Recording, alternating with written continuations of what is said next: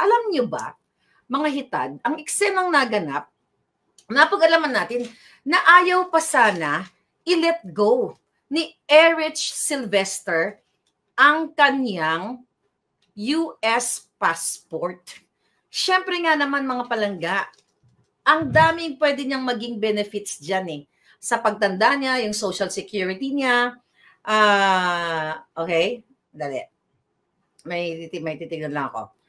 Okay, yeah, yung kanyang shout out kay aking palangga si Nancy Trinidad na nagmamaganda, na laging gising, na nagbabantay dito. So ngayon, mga palangga, ayaw niya kasi i-let go yung mga benefits niya. Kung may benefits sa military, at anong taon na siya, ay wala pa siya sa Social Security. So, pwede siyang makatanggap ng Social Security benefit. So, napag-alaman natin, up to the last minute pala, mga kababayan, ayaw talaga niyang i-let go ang kanyang US passport. Okay? At ito ay alam ni Marcos Jr., ni Tambalusos, ni Lisa Tanas. Okay? Bakit kamo? Tignan natin yung mga date. Alright? Tignan natin yung mga date. Doon sa article na inilabas dito na kung saan na bypass yung appointment ni Sylvester, ni Erich Sylvester, darling, lumalabas na sinasabi niya dito, okay, dahil lang okay, sinasabi niya na nakuha daw niya noong 1988 ang kanyang pagiging, ang kanyang American city, naturalization. Based on that article, makikita nyo naman dyan if you Google. So 1988, tignan nyo yung timeline. So nung na-bypass, nung hinihiring siya to confirm yung kanyang appointment as Secretary of DSWD, sinabi niya doon sa Commission on Appointments, sa hearing na yon, na 1988 niya nakuha ang kanyang American naturalization. Pero mga kababayan, dito sa letter, okay, from the embassy, okay, where is it, darling? Okay. Pero dun sa letter na pinost natin mula sa embassy, mga kababayan, ay una niyang nakuha yung kanyang, nag-apply pala siya ng passport noong 1991. Okay? So, magulo talaga. Kasi pinanganak siya 1963, di ba? Ang original niyang kapananganakan ay 1963 sa Leyte. Tapos sa Hawaii, sinabi niya, pinanganak siya as Sylvester, Erich Sylvester, 1965, December 30, 1965. Then yung sa Tacloban naman ay August 6, 1963. Ngayon, eto na nga. So, doon sa article na binasa ko kanina, 1988 daw siya naging American or natural citizen. So, 1988, 99, 1991. So, based on the documents coming from the embassy, the US Embassy, eto yun yung pinost natin. Ayan, di ba? Yan. So, nakalagay dito, 1991 siya nag-apply ng US passport. So, talagang si Erich Sylvester ay nagnakaw talaga siya ng identity. Kasi ang palabas niya dito, ang sinabi niya pala, doon sa kanyang vlog, na pumunta siya ng America as tourist, 'di ba? Talagang nagsusuntukan yung mga information. So meaning kung 1988 sinasabi niya na-acquire na yung kanyang naturalization, 'di ba? Pero nakalagay doon sa letter ng embassy, 1991 siya nag-apply sa kanyang US passport. So ang gulo-gulo talaga. Nagsisinungaling talaga to si Erich Tulfo. Pero fast forward na tayo. Ito ang nakwento sa atin ng puting ahas. By the way, tina-target na nila ako talaga lahat. Lahat ng mga alipores ni Lisa Tanas. Ang sabi sa akin, Marlica, sobra ka na daw. Sobra ka na, lahat ini-expose mo na. Anyway, hindi naman ako unang nag-expose nito. Na-forward lang sa akin ang information ng mga puting ahas. Actually, hindi ako, marami na ang nag-post before me. Then anyway, napag-alaman natin, ang sabi sa akin ng aking mga palangga sa Malacanang, shout out, maliban kay Butod, kay Lisa Tanas at kay Bangag na kidnapper smuggler. Naku, mga kababayan, na target na lola ninyo. Okay, to the last minute, ayaw daw ni Erich Sylvester na i-let go yung kanyang ang kanyang passport. True enough. Why? Binalikan ko yung date. May 2022, kahit tignan nyo dyan sa mga article dyan sa media, May 2022, nagsalita na sa media ang Office of the President, ang mga bangag, na i-appoint si Erwin Tulfo sa DSWD. Okay, tandaan nyo May 2022. So, nung August 3, June, like after a month na umupo na si Bangag, nag-take na ng oath si Erich Sylvester. August 3, 2022. Okay? Dito sa dokumento na to, the reason why na i-revoke o ni-revoke ng US Embassy, ng US government, ang US passport ni Erich Sylvester through investigation. Kasi may nag-report sa kanila about kay Tulfo. Kaya naman, ni-require, sinulatan nga si Tulfo, yung binasa natin noong nakaraan, na i-surrender ang kanyang US passport at ang kanyang Social Security card, which is sinurrender naman niya ng maayos. O, diba? Bait-bait niya. Sinurrender niya ng maayos, tang-inang yan. Okay, listen to the years, listen to the dates. Okay. Ang nangyari pala dyan, mga palangga, di ba? Ang sabi dun sa letter, October 11, 2022, October 11 lang, 2022, ni-revoke ng US government. Pakita ko muna, para maggalinawan tayo at di nagkakarambol-rambol yung mga statement na to, giatay. So, June pa lang, actually, June pa lang mga palangga, nire-request na dahil may nag-chu-chu. Siyempre, na-point siya as cabinet secretary, di ba? May nag-inform sa US Embassy na ito nga patungkol kay Erwin Tulfo na in-appoint si Erich Sylvester na in-appoint sa DSWD. Maybe you can take a look at his record kasi US citizen siya, So, eto na nga mga hanash. So, eto papakita natin yung date. Ang sabi dito, pakita ko to ulit kasi I think sa Facebook, Embassy of the United States of America in Manila, Philippines. I, Erwin Tulfo, aka Erich Sylvester Tulfo, acknowledge the receipt of my US passport revocation letter on October 11, 2022. Ayun naman pala, gipirmahan naman yan ni Dodong. Ayan, may pirma yan ni Dodong ha. Teka natin. Ayan ang signature ni Dodong. Ayan, October 11, 2022. See that? Kaya sabi ko, pakinggan nyo yung mga dates. So, sabi dito, I, Jose Luis Rey, personally delivered the passport revocation letter to Erwin Tulfo or aka Erich Sylvester and witnessed his signature on this receipt in the Manila, Philippines, October 11, 2022. Ayan, may pirma yan, mga palangga. May pirma. Okay, sabi dito, okay, Republic of the Philippines, City of Manila, Embassy of the United States of America, subscribed and sworn on before me this 11th day of October 2022. Ayan uli ang petsa, mga hitad.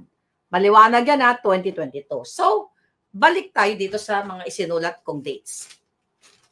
Sa makatuwid, datapwat, kagalang-galang na hukom, kagalang-galang na hukom, tama ang ating impormante na to the last minute, ayaw i-let go ni Erich Sylvester ang kanyang naturalization at ang kanyang US passport sa kadahilanan ng mga benepisyo na pwede niyang makuha sa kanyang pagtanda.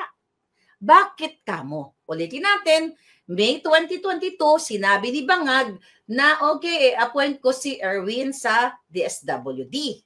Dapat, alam mo, kung maintindihan ko pa alam mo, Erwin, ang ginawa mo dapat, alam mong nanalo na si Bangag, alam mong masisilip sa'yo to, ikaw na yung nagpusa. Na nirenounce mo yung citizenship mo, sinurrender mo yung passport mo. The problem with you, sugapa ka. Ganid ka, matakaw ka, masiba ka. Why?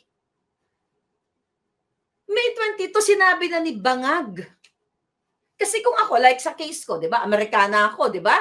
Amerikana, Filipino-American. Kasi pwede ka mag-assume ng office as long as i-renounce mo yung citizenship mo.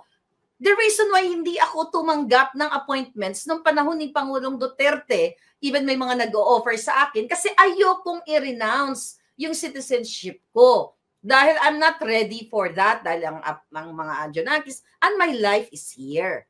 Okay? At nasa batas naman ng Pilipinas, at ino-honor naman yan yung dual citizenship. You know, ang pagiging PhilAm. Kaya nga, you know, may konyo-konyo according to the Republic of the Philippines. So, di ba, ganun yung mga tulpo. Akala mo kung sino. So, mga kababayan, tumpak, planga, kabog sa banga, ang ating mga informante na to the last minute, sabi niya, palangga, sabi niya na ganun, talagang ayaw sana i-let go. Ni Eric Sylvester ang kanyang US citizenship. Hindi pa nagtatapos ang kwento natin. Why, darling? Tandaan nyo, May 2022, in-appoint ni Bangag, hindi pa in-appoint, sinabi na i-appoint siya. August 3, nag-take siya ng oath sa DSWD. It just so happened na bypass ang lolo ninyo. Kaya naman, ang ending, nagpahinga muna for a couple of, I think, weeks ba or month. So kaya, ang sabi ni Bangag doon, okay? Hindi, bago ko muna sinabi ni Bangag. So ang ginawa pala ni Eric Sylvester, mga kababayan, dahil nga, opisyal na siya ng gobyerno okay? Kailangan niyang, I don't know kung anong mission niya, na sa Amerika. So para hindi siya masilip ng mga mata ng aking mga palanggang, mga Amerikano dyan sa US Embassy, ang ginawa niya, nagpretentious siya, na deadma siya, hindi niya ginamit yung kanyang US passport. Siyempre, masisilip nga naman siya. In-appoint siya as cabinet secretary, then gagamit siya ng US passport. So, kung ano ang ginawa ni Erwin, dito pala yun, hindi ko ito naipaliwanag. Kung di ako tinawagan ng ating putingas, dito pala papasok.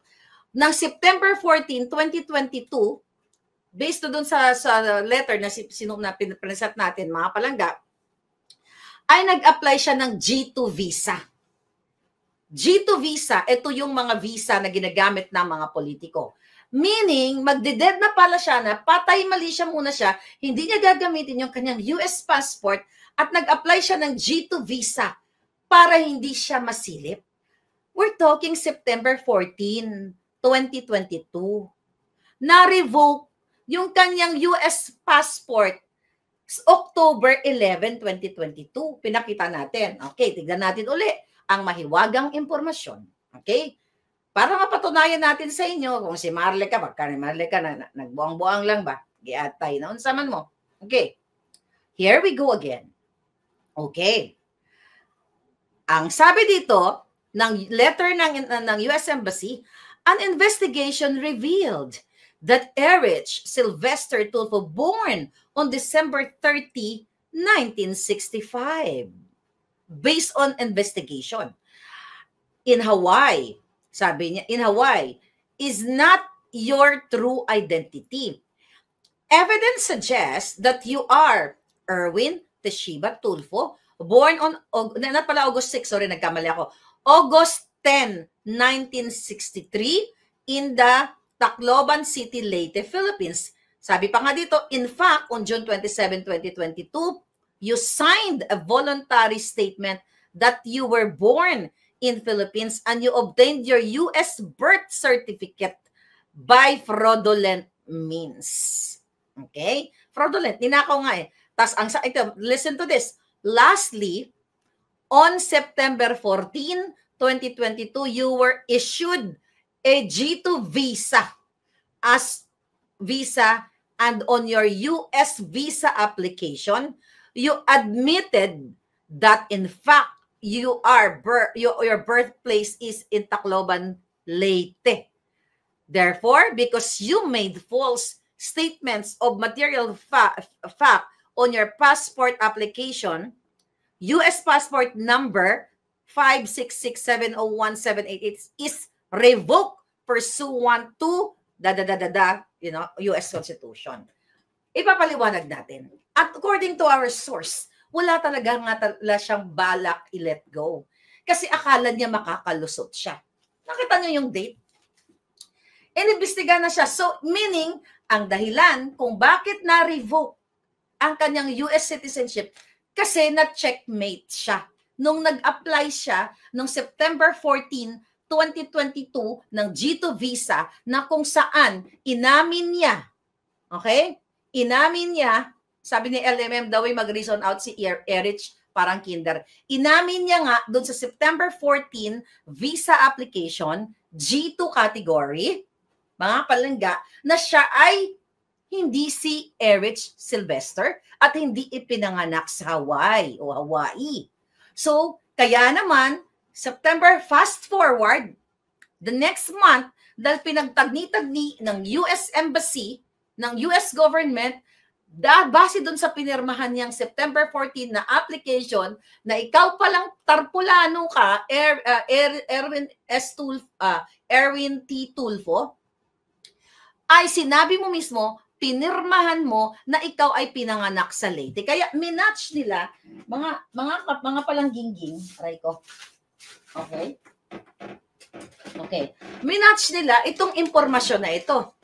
Nakita ninyo, si Rafi Tulfo din tahimik sa loto, sabi niya. I think yung Rafi may issue din yan, but hindi pa natin nasalansan yung kanilang mga eksena. So malinaw na mga kababayan, tapos sinasabi nila, ito daw ang ginagawa ko to destroy you, Erwin. Uy, Erwin, kung gusto kita i-destroy, di ba, matagal na. Kaso lang, I thought, nung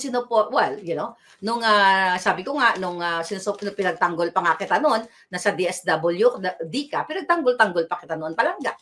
I thought, para ka sa bagong Pilipinas.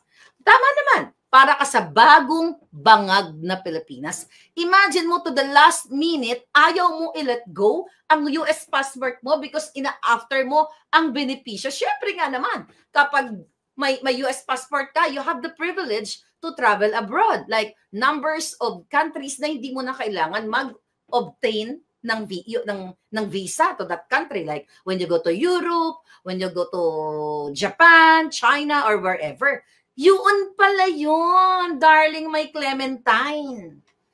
May gulay. Sabi ni Payato Lab, next si Rafi and Ben Tulfo para diyan manalo. Sige, bigyan niyo ako mga putingas. Tulungan niyo ako. Hindi ko to kaya. Bigyan niyo ako ng information.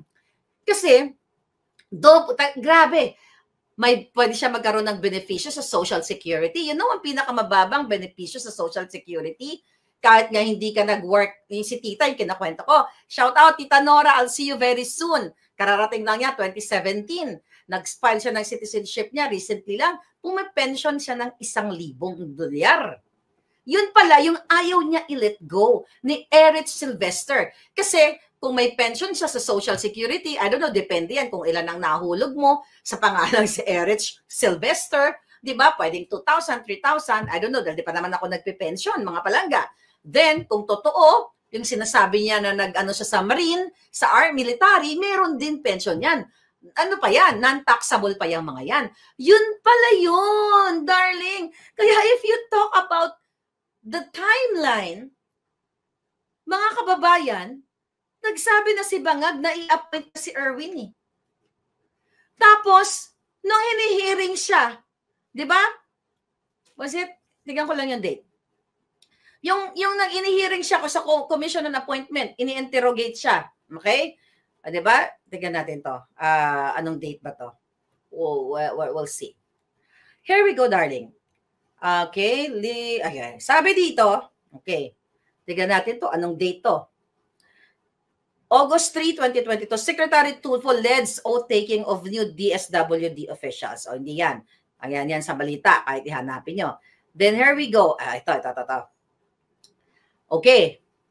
August 3 siya, di ba?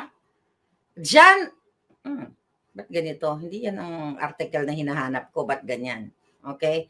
Here we go. ito. Si Marcos Jr. Marcos Jr. to retain, bakit iba to? Marcos Jr.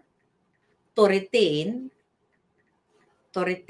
Erwin Tulfo. Tingnan ko lang yung date. Okay? News, darling. Marcos Bangag, Jr. to retain, okay, Tulfo, okay, Erwin. Erwin naman pamati ka dara. Okay, makinig ka lang. Here we go. To retain, okay, Tulfo. Nawala.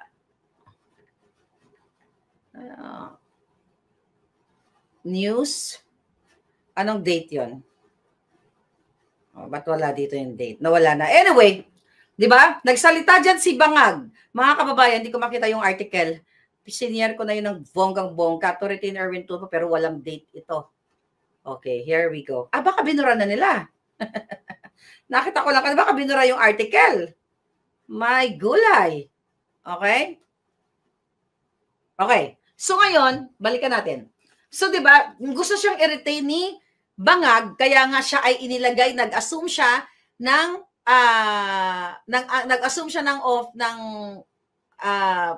posisyon sa Congress noong May 30 ng 2023. Right after nung na-revoke niya, May, October, June, July, August, September, October. October, June, ano ba yung date ko? October, November, December, January, February, March. 5 months after, kaya inilagay siya ni Tambaluslos diyan sa Congress. Umupo siya diyan sa ACT party list. Yung ACT party list is anti-crime, di ba? Ang kanilang nare-represent. Pero itong nagre-represent, itong representante ay kriminal. Nakita nyo? Kriminal, mga kababayan. So dito niyan makikita na talagang greedy ito si Erich Sylvester. Kung ang ginawa sana niya nung sinabi ni Bangag Jr. na May 22, i-appoint kita, dapat right there and then, nag-renounce na siya ng kanyang US citizenship, then, sinurrender niya na yung kanyang passport kasi ang system, ang hitad, nakikita niya na baka kasi hindi siya ma-confirm ng Congress, ng Commission on Appointment. And true enough, na-bypass yung kanyang appointment. Hindi nga siya na-appoint. See that? So meaning, mga kababayan, nung time na naghihiring diyan sa Congress, 'di ba? Na dinidinig ang mga paliwanag ni Erich Sylvester, ay siya ay not Amerikano pa o may US naturalization and may US passport sa pangalang Erich Sylvester. But in reality, mula sa kaibuturan ng kanyang maitim na puso, ay hindi naman siya, never naman siya naging American, naturalized American. Kasi yung ginamit niyang birth certificate, yung ginamit niyang pangalan na Erich Sylvester, ay ninakaw lamang niya